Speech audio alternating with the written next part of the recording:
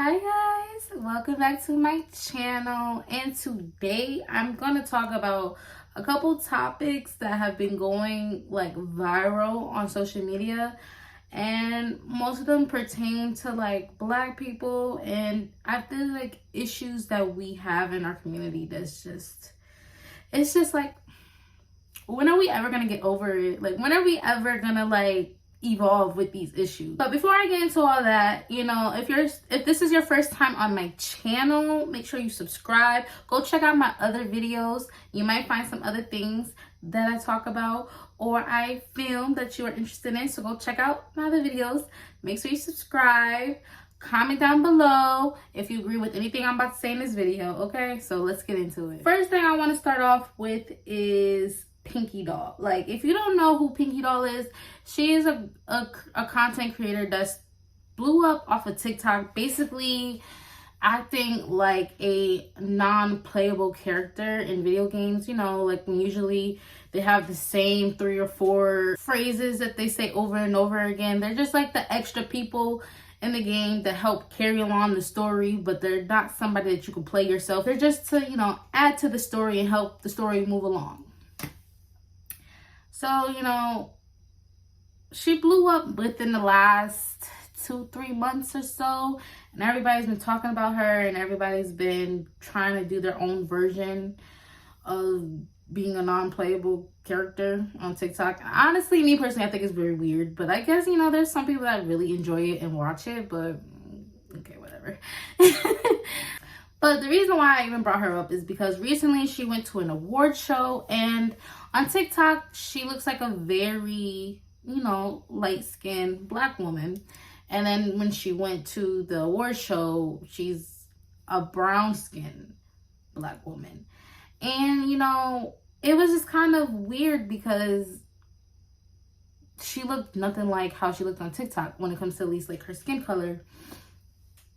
And obviously, we know that depending on lighting, depending on filters, it can affect how you look and your skin color and all of that. But it wasn't like, oh, this one filter she used this one time made her look this way. It was just like she uses the same filter every single time. And it kind of gave off the impression that she wants to appear as a light-skinned Black woman on social media so she can get further in her career. And we all know that colorism is real. Like, well, we all don't know that. I wouldn't say that, because there's people that will argue up and down all day that colorism doesn't matter, it's not real, it's whatever. But colorism is real, and it really does affect people. And I do understand that, you get further in life and further in the entertainment business if you are light-skinned or if you are racially ambiguous and all that. And I understand that could be a very hard and very difficult, very annoying thing that darker skinned Black women have to deal with. So I can understand the wanting to, the thought of, and why not just use this filter and look lighter, and I'll probably get pushed more through the algorithm and people will be more into me and want to watch me more. And also the thing with the whole NPC thing, I guess it's like a fetish thing, men might be more attracted to me, and it just gave me a bigger audience. Like, I could understand why she'd want to do that, or what would be the appeal of doing that. So I'm not mad at her fully for, thinking I gotta get by. And I know she has a kid. I gotta provide for my kid. I want to get by. I want to be successful. I want to be someone. I want to be able to live a nice life. I can understand, especially in this, economy and everything that's going on. Even though she's Canadian, so I don't really know what's going on with the Canadian economy and all that. But either way, the whole world is crazy when it comes to money, and you never know what's gonna happen next. So in a way, I can understand, and I can give her a small pass. A lot of people are just saying, go ahead, girl, get your bag, get your money, I see you, okay. And it's like, in a way, I understand where you guys are coming from, but I also feel like it's very harmful because it's kind of like reinforcing you're not good enough. If you're dark skinned, you're not good enough. And it's also just, it's reinforcing colorism. You know what I mean? It's like, if you're dark skinned, you can't get this. You can't get that. It's just playing into the whole colorism system. And I just feel like it does more harm than good. And like I said, I get it, girl. I get it. But I also feel like we need to have a conversation about it. And we need to not just say, hey, girl, get your bag and keep it pushing. I feel like we should continue to talk about it. Because I feel like that's a clear representation of how colorism works. And she also got a lot of backlash of people kind of like basically saying that they're not interested in her anymore, finding out that she actually looks like that she's actually a brown skin woman. Because I wouldn't even say she's dark skin. I would say brown skin. I just feel like we need to really take a deep look into why do we always want to praise lighter skinned women or racially ambiguous women, but we don't want to praise and give love, the same love, to darker skinned women? There's nothing difference between, like, you know, she's the same person. It's just the color of her skin, you know? If y'all enjoy the content that she gives y'all, if y'all enjoy her personality, what she brought to TikTok and all that, why did she have to be lighter? Why did she have to appear lighter for it to blow up? Why we need things from light-skinned people or people other? Because a lot of it goes back to the conversation of when a white girl that cosplays a black woman and she's ghetto and she's long nails, eyelashes, what, roll my neck, roll my eyes, when she acts like that, we love it, we eat it up, she gets endorsement deals. But then when an average black girl that really acts like that, that's not doing it for clicks and likes, that's just her personality, like Sexy Red, we want to talk shit about her. Why do we have to feel the pressure to change ourselves or feel the pressure to appeal to being lighter, being more racially ambiguous, having straighter hair, can't wear our hair in a natural state, why do we have to do that? It's because of colorism. But then we want to act like colorism doesn't exist. I really feel like it's time for us to tackle that. Stuff like that leads to things like how Mena can feel comfortable to be on national TV calling a black woman a blue monkey. Like, so let me get this straight. As far as I know, Erica Mena is either Puerto Rican or Dominican. She's some type of Spanish. And as much as a lot of Spanish people have African descent, they're still not African American. Y'all history is not our history. We're close, but we're not the same. And when people get called the N-word, it's us. You guys don't get called the N-word. When people were hanging from trees, it was us. It wasn't y'all hanging from trees. So as much as, okay, you guys do have some African ancestry, some more than others. So y'all like to throw the Latina around. I'm not completely mad at y'all, but at the end of the day, we still have to realize that there is a difference between our histories and what we've been through. Y'all had your own struggles that y'all went through, and we have our own struggles as African Americans that we went through. So I just feel like for you to get on TV and call a black woman a monkey is ridiculous. And anybody that knows African Americans history knows that monkey is something derogatory. It's a slur for black people. You know, I don't know if I would say it's equivalent, but it's very close to the N-word. Like, it's another slur other than just the N-word. And I feel like the disrespect is just like, she felt so comfortable to do it.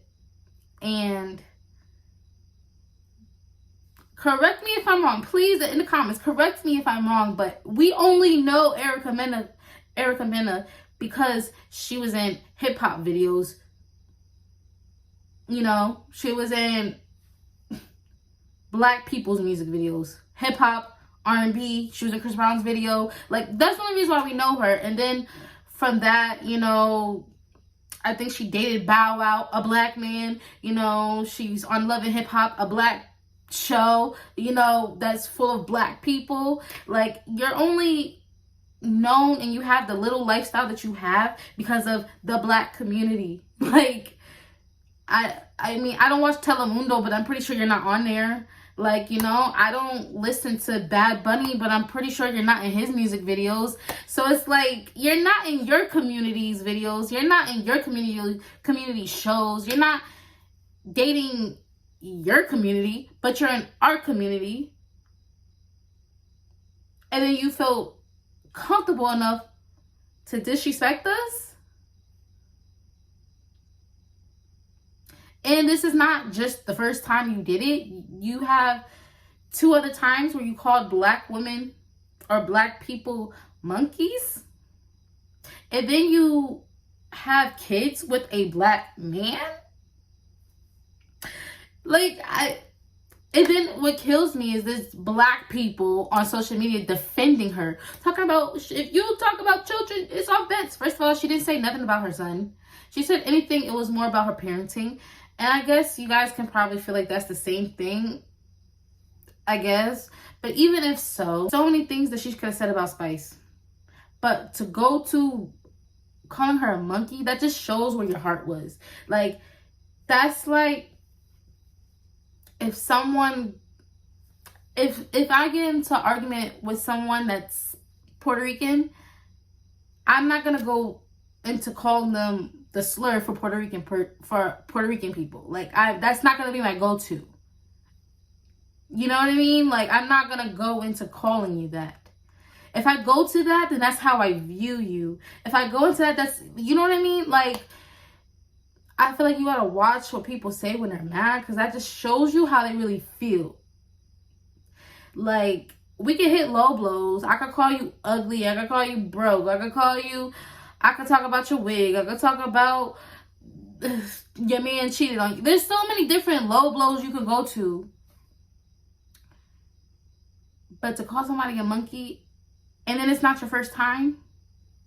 No, it is racist. It is racist. Let's stop pacifying her. Let's stop giving her... No, it's racist. It's very racist. It's very harmful. And I bet she doesn't even realize how harmful that was. And I feel like this brings us back to, like, Danny Lake and the whole Yellow 21. Like, as much as these women could want to be your friends, as much as these women could date black men, and as much as these women can have black children, they always feel like they're better than us. And they look down on black women. And when they do, y'all, we just give them passes. Pass. It's okay. She's not racist. And then it's the black women that are her friends. I know she's not racist. Really, girl? Okay. Okay.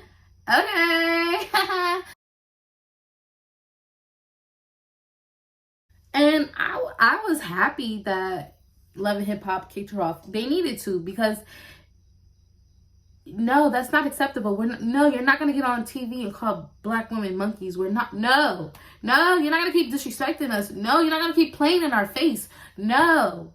Now, of course, Love and Hip Hop only did it because we talked about it on social media, because obviously they don't care that it happened, because they would have fired her when they filmed it, like, and they edited it. They knew that she did that.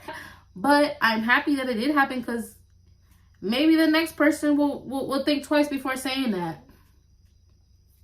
And I know that happening is probably not going to make Erica Mena sit back and think about her, like, where that was coming from, where this hatred, where this, like, underlying racism is coming from, and probably, like, think about it and heal from it and all that. It's probably going to make her hate black women even more, because now she's going to feel like that's the only thing I had going on in my life right now. Now I don't have that. And she already was mad that she's only getting like what, $4,000 from Safari for child support. So I'm pretty sure she's probably even mad that like now she don't even know where her next paycheck's really gonna come from.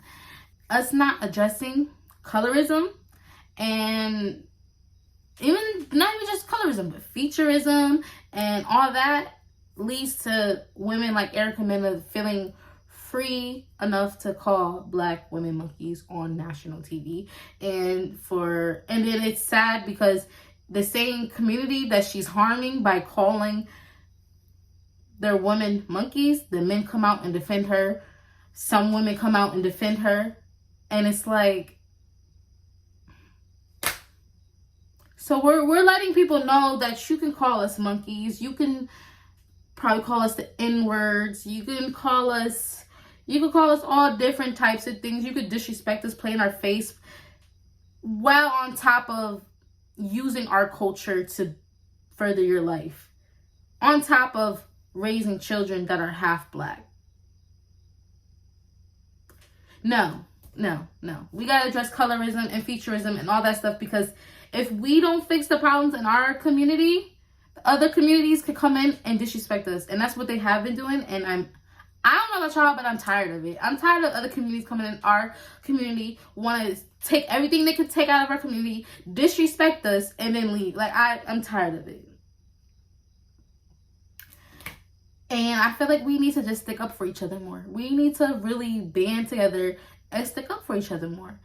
And that goes to the next story of a Black woman. She, I guess, was coming from a club or whatever, and some man asked her for her number, and she, declined, and he hit her with a brick. And there was a bunch of men around and watched it happen and didn't defend her, didn't do nothing, just watched it. They probably laughed, knowing how some men give it up. They probably laughed. And she started filming and she said, "You guys didn't even defend me." And they're looking at her like, what do you want from us? What do you want from us? On one hand, I'll play devil's advocate real quick. On one hand, I can understand that, sometimes minding your business is the best thing you could do for yourself, because that could save your life. But I also feel like we gotta look out for our own. We gotta look out for our own. If nobody looks out for their own, nobody is. We're the only community most of the time that when Black women get assaulted out here, like how happened in Chicago when that woman was getting assaulted by that man, we sit there and we watch and we let it happen. And when we just record or we just laugh or we just be like, oh wow, we just watch. We just watch. We just let each other get assaulted. We let each other get mishandled, and we just watch, especially Black women. Because a lot of times, when it comes to a man, especially when it comes to the police and all that, a Black woman will come up and do what she got to do, try to insert herself, try to do the best that she can. And Black men would literally just watch you get assaulted and just watch it. Just watch it. We have to protect each other. We have to protect each other. And especially when it was, in the video, it was at least like 4 or 5 Black men all talking about something. What do you want us to do? It's one guy. It's one guy that assaulted her.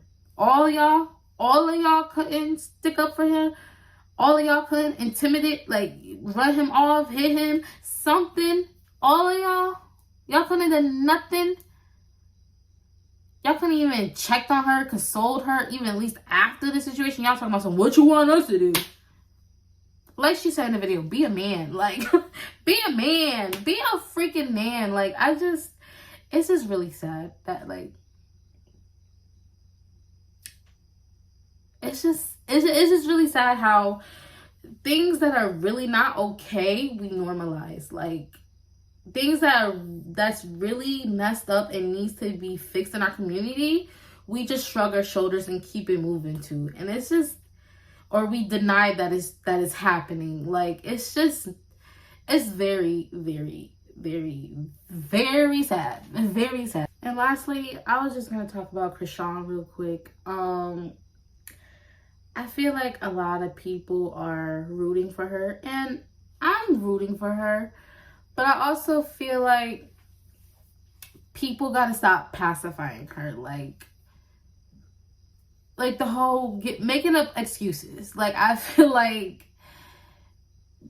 people want to make Blueface the villain so bad, and I'm not saying he's not the villain, but he's not the only villain.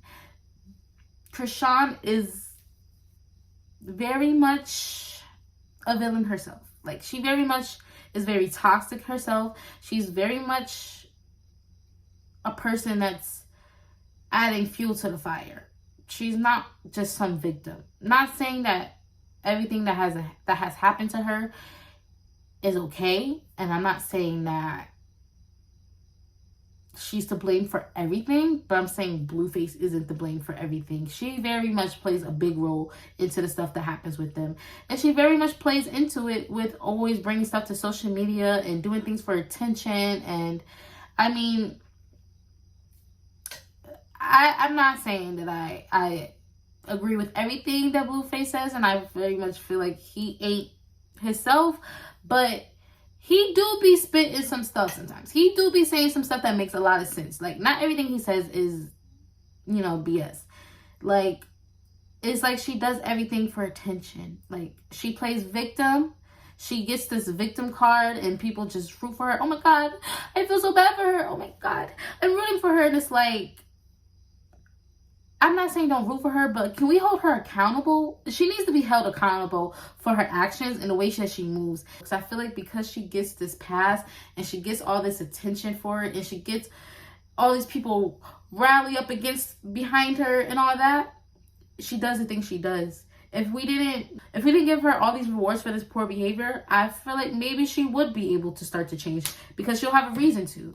She doesn't see anything wrong in what she does, because we always be behind her like, oh my God, girl, I'm so happy for you, for the baby. Oh my God, girl, you got away from him. Yes, Chrisean, yes, Chrisean. And instead of, we should be telling her that she's dead wrong for what she does. And then maybe she'll look at herself, and then maybe she'll want to change. But until we hold her accountable, I don't feel like she has a reason to want to change. And I just want to make it clear, I'm not saying that Blueface is this angel and Blueface don't deserve the hate that he gets online. But I also feel like some of that hate needs to be directed towards Chrisean. Some of that tough love, some of that checking people on their actions need to be directed towards Chrisean. I hope she becomes a good mom, and I hope that that baby gets raised in a healthy environment, but I just don't see it happening with us pacifying her and giving her passes for her poor behavior. Well, those were the 4 topics that I just wanted to talk about real quick, that I feel like kind of been on my mind lately as I've been, scrolling social media. And I feel like they all kind of, correlated with just the Black community and the issues that we need to get together and fix. Because what are we doing? What are we doing? Like, I love my people, and I feel like we have so much potential, but we get caught up in so much BS. And I just feel like we have so much work to do, and I just want us to start working on it. And I don't want it to just be I don't want just women to be working on it. I want the men to start working on it too. And I just want us to get it together. So I just wanted to say my thoughts and opinions on it. I want to know what you guys' thoughts and opinions on these topics. So whether you agree with me or you disagree with me, put some comments down below. We could chat. So thank you for watching my channel. Make sure you like and subscribe, and I'll see you next time. Bye.